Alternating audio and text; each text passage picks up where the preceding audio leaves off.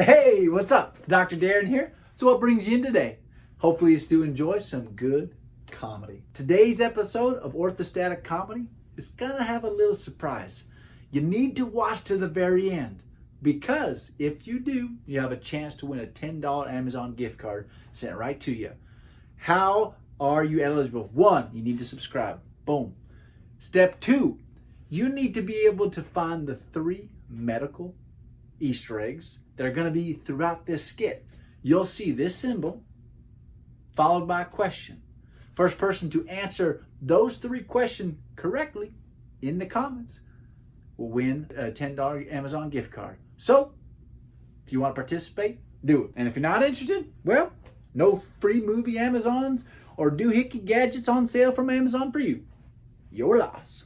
Let's hit it.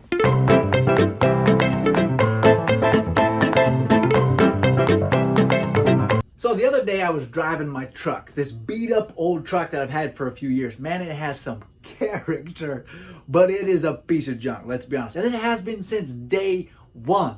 So let me tell you how this came to be, right? So my old car gave up the ghost and I had exactly 24 hours to replace it. And I had the amazing idea to be a good father. And I said, hey, let's make this a family affair.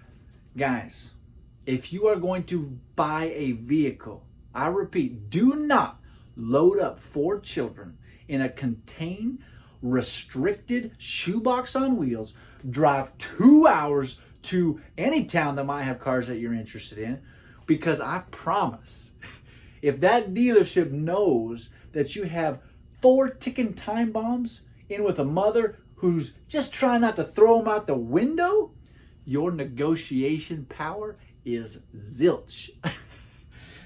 Anywho, so I did that and I ended up getting this truck. Overall, it seemed okay. I felt good about it, right? It was a truck. It had enough seat for all my family, right? And really the only problem that I could notice is that the driver's side and the passenger side windows, they wouldn't go down. They wouldn't go up or down.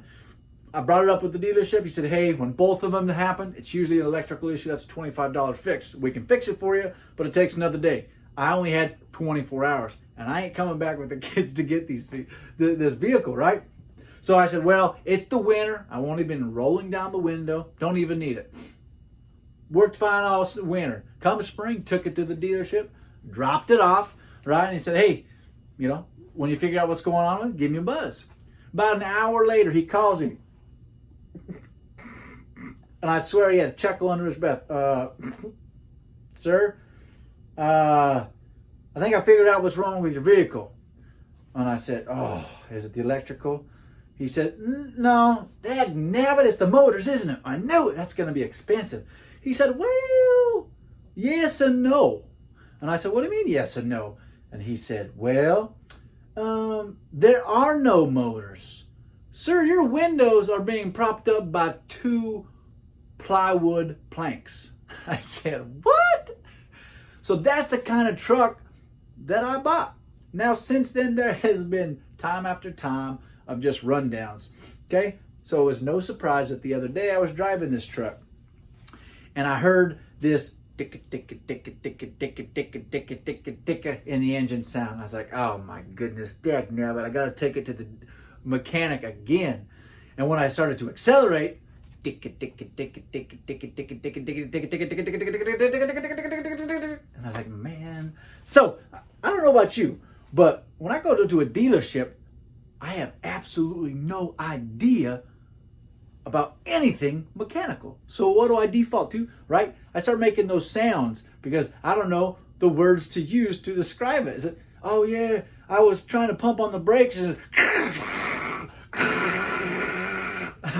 right? Or the other day, I was trying to start it and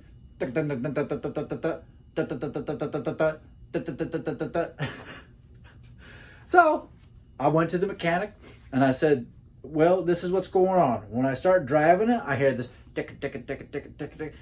And the mechanic looks at me. So, and then I said, well, and sir, and when I accelerate, it goes, and he says, Well, sounds like your internal combustion modulator trigger is misfiring and the revolving timing belt mechanism that's throwing your torque assessor bolt to misalign with the fuel dispenser unit. And I said, yeah, yep, that's what I was thinking,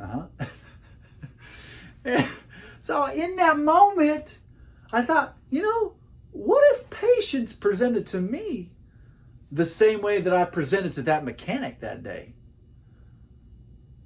And the only way that they could describe to me was that beatboxing verbal vomit.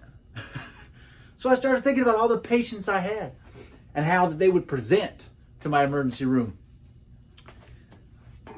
Dr. Thomas, we have a 67-year-old male presenting with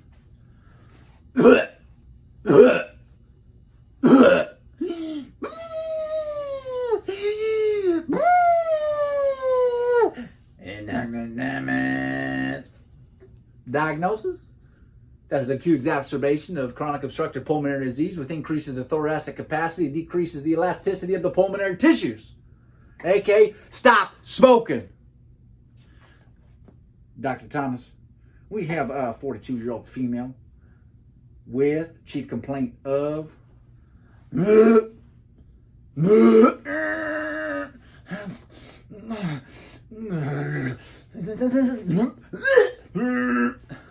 diagnosis, acute cholecystitis with potential development of systemic inflammatory response syndrome developing to sepsis, aka infected gallstones.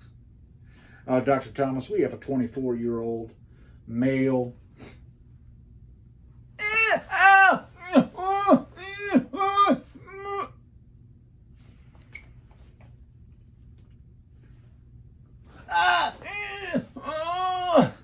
diagnosis, millennial-itis.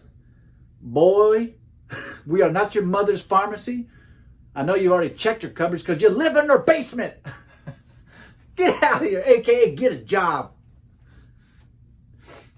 Dr. Thomas, we have a 36-year-old female presenting with chief complaint of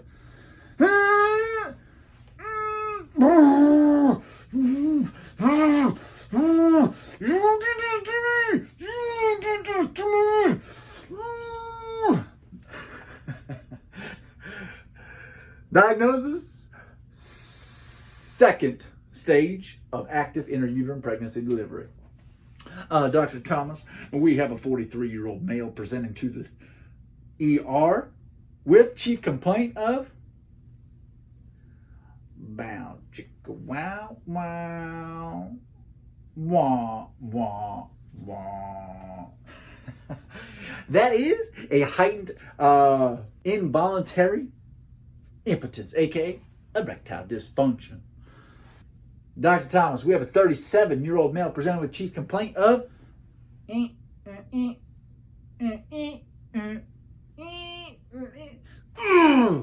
that would be a physician with absolute poor truck buying skills with 2 wooden windows. Ladies and gentlemen, it's been a pleasure. Like an NFL player concussed, I'm out.